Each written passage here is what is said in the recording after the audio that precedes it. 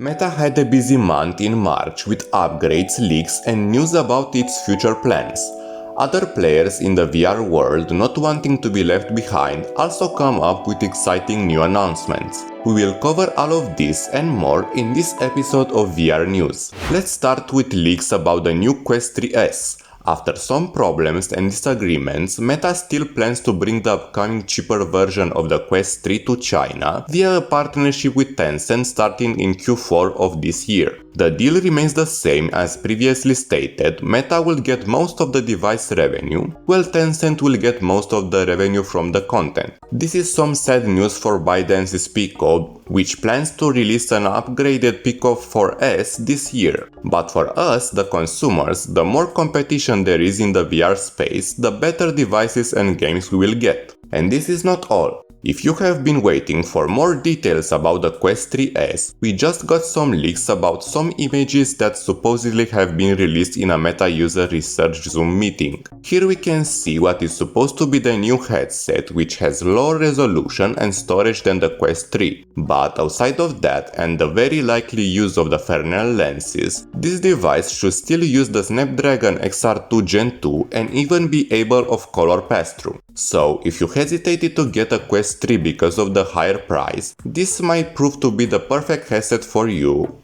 with better performance than the Quest 2 and an estimated price of $299. If you haven't already considered China a true VR war zone, the Apple Vision Pro also plans to enter this market later this year. Apple previously said it will come to other countries later in 2024, but hasn't confirmed which countries this will be included. In March, references about 12 new languages have been found in the Vision OS code. These findings suggest Vision Pro will soon launch in China, Japan, France, and other 8 countries. It will be interesting to see how this special computing device will be received outside of the US. If you already own a Vision Pro, you will be happy to hear that Apple didn't forget to bring something new to its present users. At the beginning of this month, the long-anticipated spatial personas have become available. Since the headset launch, your highly realistical avatar has appeared as a 2D virtual camera feed. Now, with the latest Vision OS 1.1 update, you will have a 3D spatial persona, similar to the holograms we have been dreaming of since long before VR was a reality. At the moment, Apple is offering 3 spatial persona positioning templates for developers, side-by-side, surround, and conversational. Most likely we will see more freedom in the future, but even this is a huge improvement in the quality of the personas as a virtual representation of yourself. A not so happy news from Meta is that starting on 30th of April, new Quest Store and App Lab apps won't be allowed to support the original Oculus Quest 1. It was indeed an old device launched in 2019, but there are still people who are using the headset and are sad to hear it will no longer be supported. Personally, I believe this was a decision that had to be made for the advancement of the quality of future VR apps, taking into account that the Quest 1 is using the Snapdragon 835 chipset from 2017. To be clear, this only applies to newly created apps.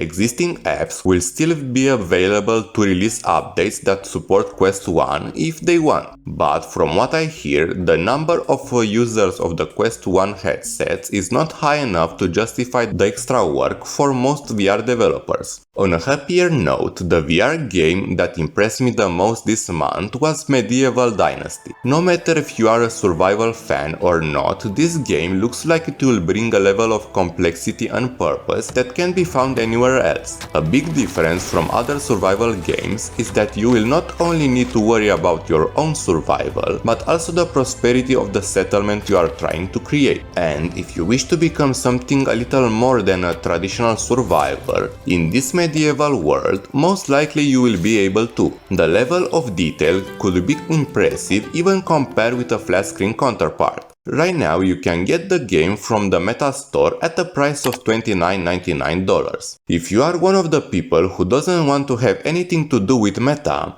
this article might be of interest to you. PSVR 2 last firmware update makes it present as a VR headset to PC graphic cards. This change follows the February announcement made by Sony about the plan to allow the PSVR 2 players to access additional games on PC. At that moment, they didn't specify how this access will be provided, and some people pessimistically speculated that you will still need a PS5 to access these PC games. This firmware update might suggest that Sony plans to provide an official driver and adapter later this year, which will allow you to transform the PSVR 2 into a PCVR headset. Nothing is set in stone yet, but at least some people hope it will be the first step toward the revival of the PSVR 2 headset. And for most of us who are still waiting for bigger and better VR games, the Flat2VR Studio might become our savior. For the ones who don't know, this is a new gaming studio that plans to develop officially licensed VR ports of flat-screen games. Created by developers and modders with a deep passion for VR, they plan to bring popular flat-screen games to the major VR platforms. The exact words were as follows: "The Flat2VR community has proved there is a tremendous appetite to experience cherished games in an entirely new way with virtual reality. With Flat2VR Studios, we're thrilled to work directly with the best developers to create official, high-quality VR version of hit titles available directly on VR storefronts such as Meta Quest, PlayStation VR 2 and Steam. The first VR game they are working on has not yet been announced, but we can expect a release date in late 2024 or early 2025 on the major VR platforms." That's it for last month's news. I hope you enjoyed the video. If you did, consider subscribing for more VR content. Hope to see you next time. Goodbye.